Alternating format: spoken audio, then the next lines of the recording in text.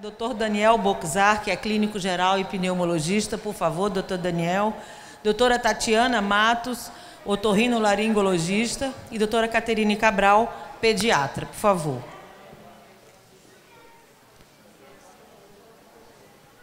Nós podemos conversar, vocês podem fazer qualquer pergunta para esses médicos que nos criam um atalho, né, que a gente não precisa correr no Google para ficar vendo, tirando algumas dúvidas, quando a gente tem aqui especialistas. Essa é uma ação do Hospital Anchieta, pioneira em Brasília, e é um bate-papo junto aqui onde está funcionando o hospital para que as coisas sejam bem naturais e simples. Boa tarde, boa tarde, boa tarde. A gente vai começar, doutor Daniel, falando de problemas pulmonares. Hoje mesmo eu recebi um e-mail com a sempre constante pergunta sobre asma. Eu queria que o senhor falasse um pouco da asma, o quanto ela ela aparece mais nessa época mais fria e cuidados que devemos ter. Boa tarde a todos. Então, a asma é uma doença que causa uma inflamação nos brônquios, né, que é por onde passa o ar. E essa inflamação leva ao estreitamento desses canais, e daí vem os sintomas da asma, que são os principais, são a tosse, o chiado no peito, né, e a falta de ar. Nessa época do ano, principalmente pela mudança de temperatura, na hora que a gente vai tirar a roupa, o agasalho que ficou lá guardado o ano todo, a poeira que está em suspensão no ar, né? Então isso aí começa a desencadear as crises de broncoespasmo, que a gente chama, que é quando esses canais se estreitam mais, né? Nós sabemos que a asma ela tem um fator genético importante, né? E tem o fator ambiental, que são basicamente as duas causas de descompensação da doença. E a asma, ela é inimiga pública número 1 de pós, pelos ou não?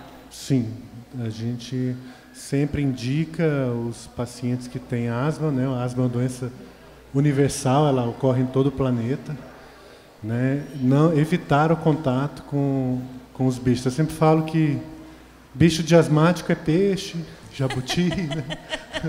Não pode ter pelo, não pode ter nada. A casa tem que ter o mínimo de objetos de decoração, tapetes não pode, cortinas, lavar sempre as roupas, né, o ambiente, não lavar assim com materiais que não levem a poeira à suspensão, sempre com pano úmido, né? Então tem essas medidas de controle de ambiente que fazem parte do tratamento, além da medicação. Então o tratamento da asma não é só tomar remédio, né? Já que é uma doença que não tem cura. Não tem cura? Não tem cura. É verdade que o exercício ajuda?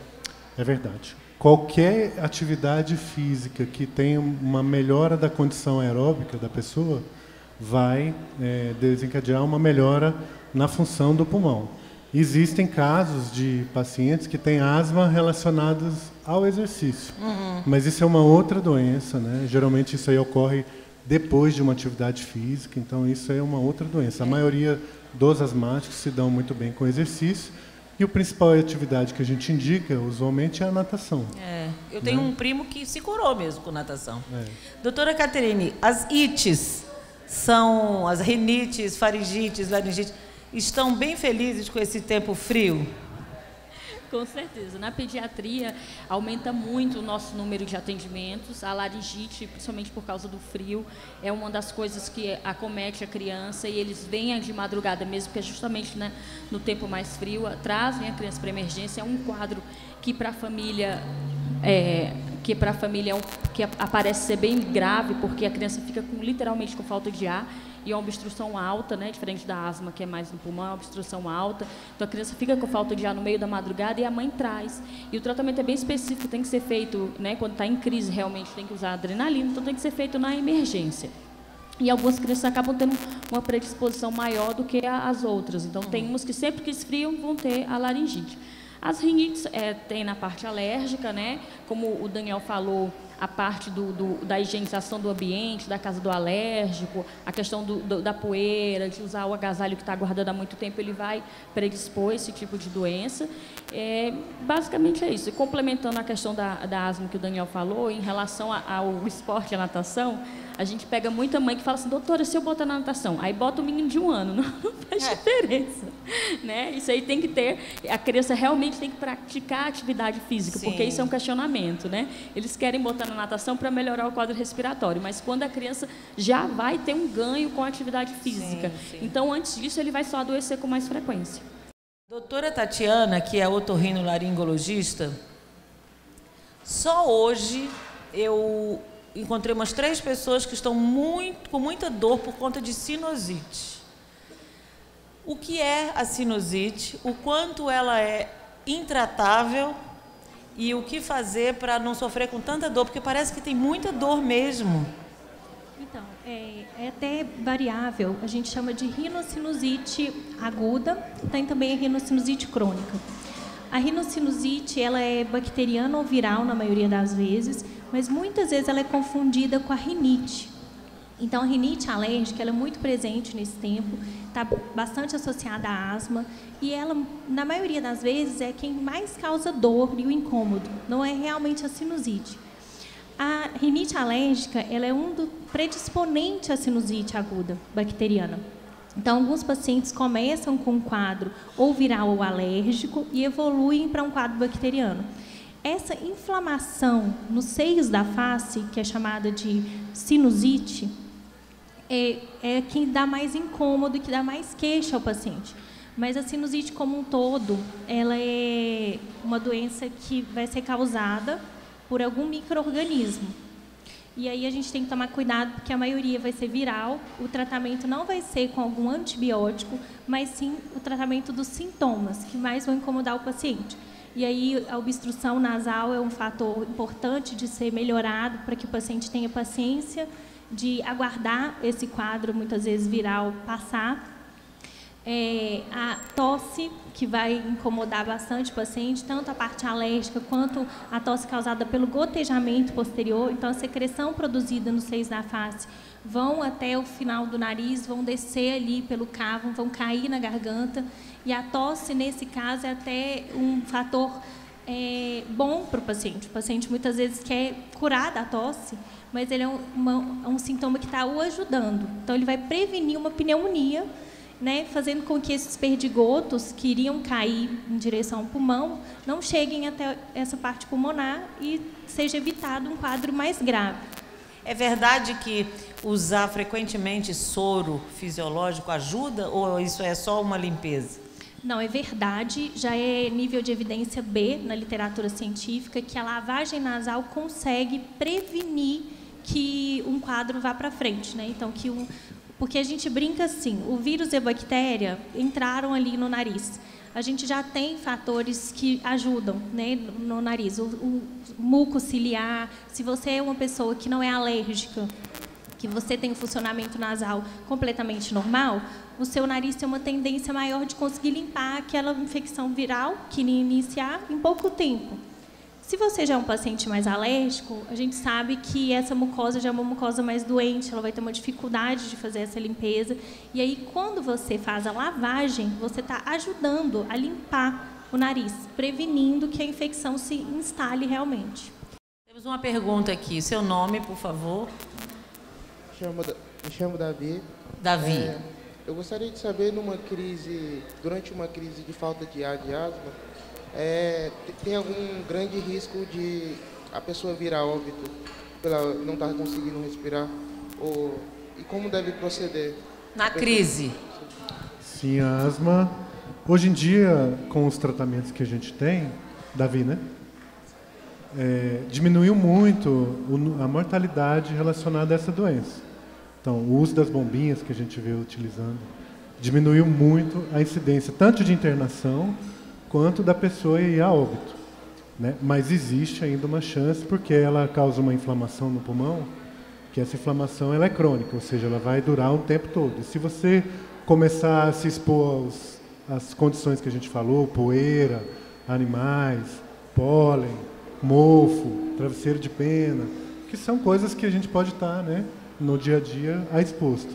E aquela pessoa asmática começar a desencadear uma crise e não saber reconhecer que está em crise, que isso também faz parte do tratamento, você se educar para a doença e saber quais são os sintomas que levam a uma gravidade maior, que é o momento agora de você ir à emergência, isso é fundamental.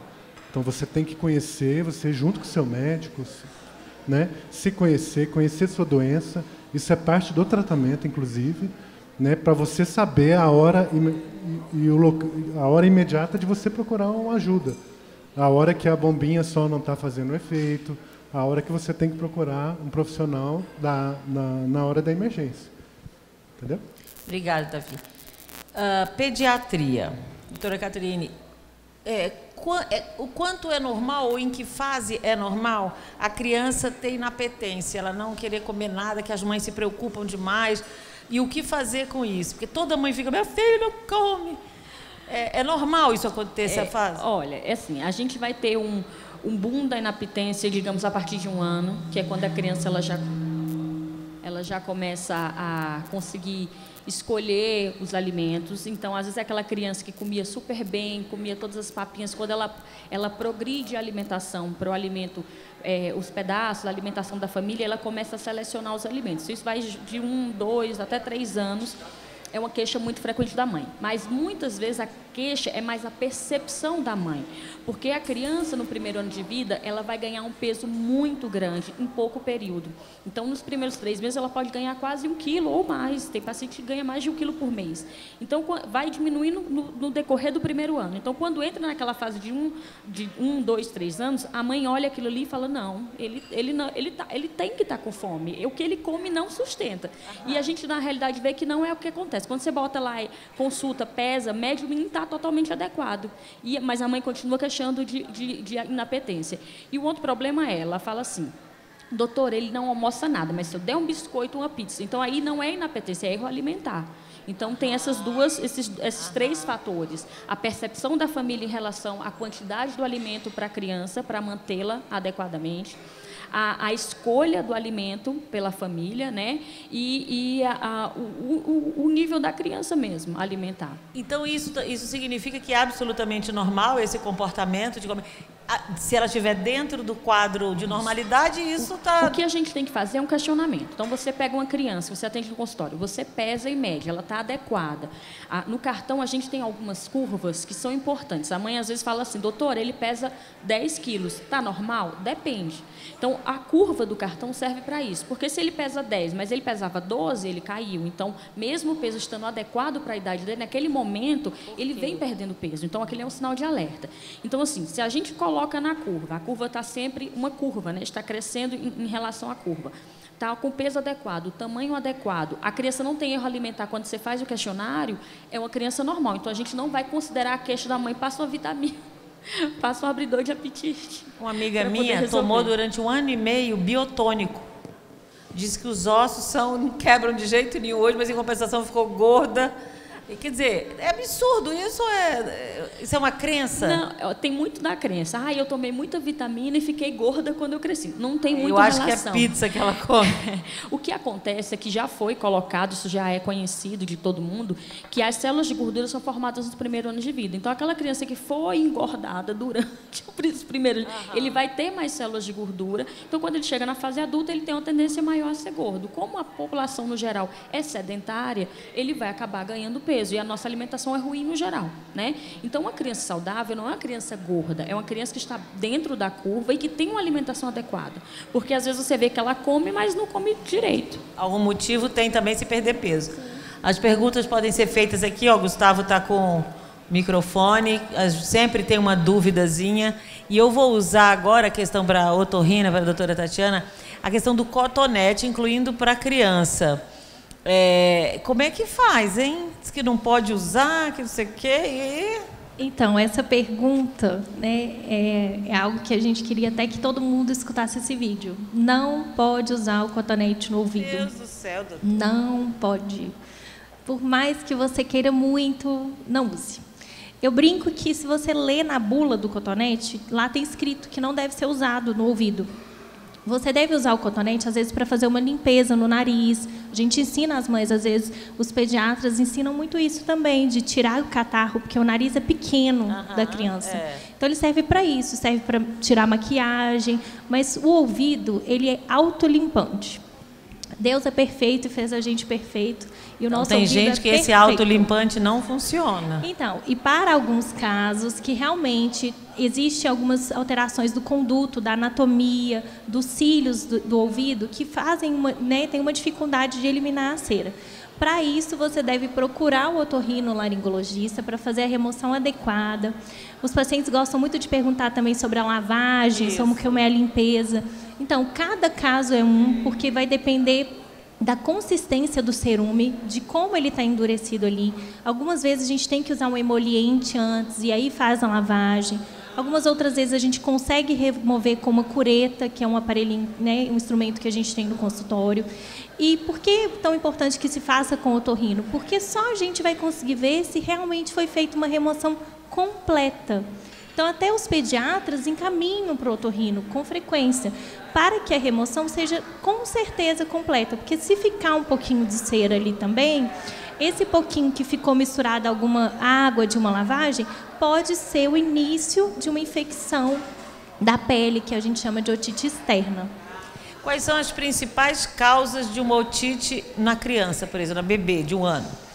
Então, existem 2 tipos básicos assim, de otite, que é a otite média, aguda, e a otite externa, na fase aguda, né?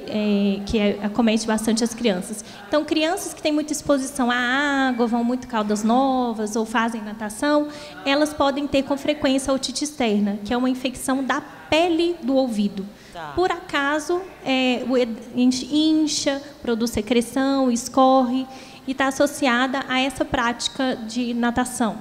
Já a otite média aguda é uma otite que vai acumular um catarro atrás da membrana do tímpano, e esse catarro, inicialmente, ele é até estéril, depois ele vem a ser infectado por bactérias que a gente já tem no nosso corpo e faz com que acumule pus. Então, ele fica similar a um abscesso, por isso a criança queixa de muita dor, porque é como se tivesse realmente uma bola de pus lá dentro do ouvido. E é causado por quê? É causado... Então, primeiro começa geralmente com uma rinite ou uma gripe, um resfriado comum. A criança começa a ter muita produção de catarro e a criança tem muita mania de fazer assim. Aí ela joga o catarro do nariz para dentro do ouvido. A gente tem um canalzinho que chama tuba auditiva, que fica entre o nariz e o ouvido. Esse canal, nas crianças, ele tem uma inclinação um pouco menor e é mais alargado. Então, tem muita facilidade de qualquer secreção do nariz e parar dentro do ouvido. Aí, catarro dentro do ouvido vira comida de bactéria. A bactéria se reproduz e causa a otite média aguda. Eu sinto muita dor, né? E essa dor eu sinto que eu perco um pouco a audição. Eu queria saber se tem a ver, assim, se isso pode ser uma coisa que vai dar continuidade à falta de audição. Se vai piorando. É só na crise, né? Você é só na crise. Doutora Tatiana. É exatamente esse o caso que acontece com frequência nas crianças, mas pode acontecer em alguns adultos. A senhora deve estar produzindo mais catarro no nariz, acaba que, como um reflexo, a gente faz assim e joga o catarro para dentro do ouvido. E aí, realmente, nesse tempo, a gente tem uma inflamação maior da mucosa nasal. A tuba auditiva também tem mucosa, ela fica inchada, edemaciada. E, com isso, há uma dificuldade da secreção, que naturalmente drenaria para dentro do nariz, de sair de dentro do ouvido. Então, é como se tivesse uma água atrás da membrana do tímpano da senhora. Então, não adianta, por exemplo, às vezes o paciente chega no consultório e fala: doutora, lava? Tira a água. Não tem jeito, essa água está atrás do tímpano. Em alguns casos, pode até ser o caso da senhora, se a pessoa perdura por muito tempo, aí tem indicação de fazer uma pequena cirurgia, de fazer realmente um corte na membrana do tímpano e colocar um dispositivo para que essa membrana fique aberta por ali um tempinho, para que o catarro seja realmente drenado dali de dentro. Então, é um caso de acompanhar, de ver se a senhora não está tendo alguma alteração da membrana do tímpano, por que a senhora não está conseguindo fazer a despressurização e voltar com a audição. Mas, em geral, após um episódio ou de otite média aguda ou de uma otite serosa, que a gente chama quando não teve a infecção pela bactéria, o paciente pode demorar até 2 meses para recuperar por completo a audição. É ir no otorrino. Mas pode ser só na crise também. Sim, geralmente é mais na crise mesmo. Ainda bem, né? Doutor Daniel, cigarro. Todo mundo sabe, não adianta. Todo mundo sabe que mata, mas quais são os números, assim, qual é a sua abordagem mais preocupante com relação ao cigarro? O tabagismo é fonte de várias doenças, né? Assim, além de, nesse caso, nessa época da asma, a gente nem... Eu sempre falo que nem não admito asmático fumar, né? Porque é um fator de descompensação, mas não só as doenças pulmonares, né? O cigarro causa, como diversos tipos de câncer, né? Desde a boca até outros órgãos fora do sistema respiratório, doenças cardiológicas, doenças circulatórias, infarto, derrame, né? Então, uma série de patologias que as mais de 4.000 substâncias que contém no cigarro causam um malefício à saúde, né? Os números eles vêm melhorados graças às terapias de combate ao fumo, né? Mas novamente é uma doença que depende, a gente considera o cigarro, o tabagismo uma doença, tem até CID, né? Mas é uma doença que depende muito da pessoa, né? Assim, ela tem que querer parar de fumar, não adianta só ir ao médico, prescrever uma medicação e achar que com isso vai parar de fumar. Parar de fumar não é uma coisa fácil. É uma dependência, né? Como qualquer outra dependência. Existem as medicações que vão auxiliar a pessoa, mas o primeiro passo é ela ter consciência e ela querer. E às vezes, muitas vezes, só ela querendo não precisa remédio, né? Então, às vezes, muitas pessoas, só no ato de tomar aquela conduta, já acessam o tabagismo, que é um malefício à saúde, né? Eu era fumante de 3 maços por dia. Já tem 28 anos que eu deixei. E foi da noite para o dia. Eu sempre falo que esse é o melhor jeito. É sofrido, mas é o melhor jeito, assim, porque... É uma coisa impressionante. Né? Eu vejo as pessoas sofrendo assim, muito. Hoje em dia existem diversos medicamentos, existem adesivos, até o cigarro eletrônico existe também, né? Mas eu acho que a pessoa tem que querer, né? Assim, Em qualquer situação. Os estudos mostram isso, né? As pessoas têm que tomar aquela consciência, tomar aquela conduta de querer. O cigarro, igual eu falei, comete várias outras doenças. A gente acha que, né? Meu avô fumou e morreu aos 97 anos. Meu tio morreu de câncer do pulmão e nunca fumou. Isso é uma loteria, né? Assim, claro, a gente não pode atribuir isso, claro. né? Assim. Quais são, doutora Caterine, assim, os principais, vamos dizer, pontos, as principais dicas, os principais alertas que a senhora, como pediatra, pode dizer para a mãe de criança até 5 anos, logo na infância? Assim, alertas principais, alimentação, hora de dormir, disciplina, o que a senhora considera importante? Olha, assim, uma das coisas que eu acho que é bem importante, eu tenho dois filhos, um alerta que eu sempre dou no consultório são os riscos de acidentes em casa, né? Independente de qualquer outra coisa, esse é o pior de todos. Né? Então, a gente tem que ter atenção com o fogão, com água quente, com o brinquedo pequeno, com remédio, medicação. É uma coisa que chega de vez em quando na emergência, os afogamentos. Né? Então, são coisas que a gente tem que ficar atento. Então, até 5 anos é uma criança de risco. Criança tem que ter alguém olhando. Não existe, não, ele já sabe comer só, mas ele pode engasgar e ele pode morrer do alimento. Então, isso é um ponto. O outro ponto é deixar a criança ser criança, ele tem que brincar. Né? Hoje tem vários, alguns estudos que mostram, querendo implicar que a criança que tem contato maior com a natureza ela é uma criança mais saudável. Hoje em dia a gente bota muita atividade nas crianças, não causa criança, deixa a criança ansiosa. Então você tem que deixar a criança ter o tempo dela brincar, dela aprender com as coisas ao redor. Né?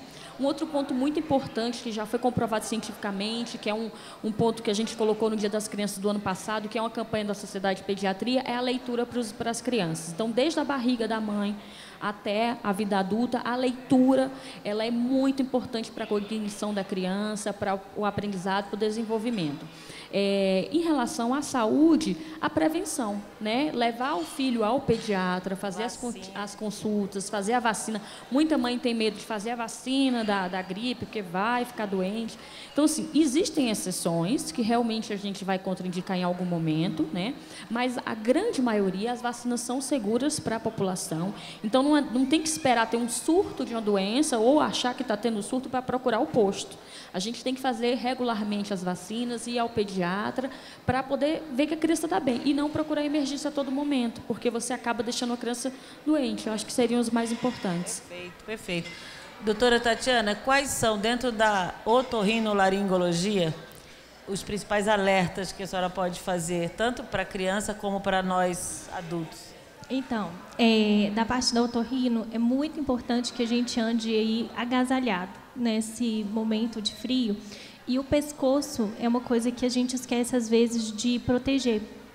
Para proteger a voz, diminuir casos de rouquidão tão frequentes com essa mudança de temperatura, é importante usar o cachecol ou uma blusa de gola mais alta, quando for principalmente fazer alguma mudança brusca de temperatura. Então, às vezes, a gente vai sair da nossa casa, que está quentinho, e vai andar na rua, mesmo que seja alguns quarteirões, se enrolar um pouquinho, proteger, passar o cachecol no pescoço. Até os homens que às vezes ficam achando aí que, né, não é um look muito favorável, é interessante que ele faça de alguma forma a proteção do pescoço. É importante também a gente tentar não beber muita bebida gelada, por causa também dessa mudança brusca da temperatura. Em relação às crianças, os pais prestarem atenção que criança adora andar descalço. E nessa época do ano, principalmente paciente que tem rinite e asma, não deve ficar realmente andando com os pés no chão. E lavar o cabelo. É interessante que a gente preste atenção em lavar o cabelo ou naquele momento que tem mais sol do dia, que aí dá para deixar o cabelo secar ao natural, ou principalmente as mamães, mesmo que o filho não goste muito, vá achar ruim, secar o cabelo se for lavar um pouco mais tarde. Então, eu brinco que antes de 10 da manhã e depois de 3h30, 4 horas da tarde, tem que secar com secador, para não ficar com a cabeça molhada. O tal de também dormir com o cabelo molhado, isso é um horror para quem tem já alguma predisposição a ter algum quadro de rinite. E aí entra o idoso também, né? Um perigo. Isso aí vale para todo mundo. Boa dica. Enfim, suas dicas para sua especialidade, área de pneumologia. Tem, Mônica, eu tenho a acrescentar, principalmente na questão da asma, né, dar um reforço no controle do ambiente, né? Então, se você deixou aquele agasalho há 1 ano, o edredom, o cobertor está há 1 ano guardado, tem que lavar aquilo antes, né? Observar mofo na parede, essa época não tem, está mais seco, mas pode ainda ter, né, em casa. São medidas simples que mudam, né, o combate à doença. Eu também dou ênfase à vacinação para a gripe, né? Nós sabemos que as infecções, todas elas, seja uma gripe, sinusite, né, até uma pneumonia, elas são responsáveis por desencadear uma crise de asma, e isso, ao longo do tempo, há uma piora do funcionamento do pulmão. Então, a vacinação ela está indicada nos asmáticos, né? Inclusive, aqueles que têm pneumonias de repetição têm que vacinar, além da gripe, a vacinação para a pneumonia. Saber usar, as pessoas que têm asma, usar a medicação, que são bombinhas, tem várias no mercado.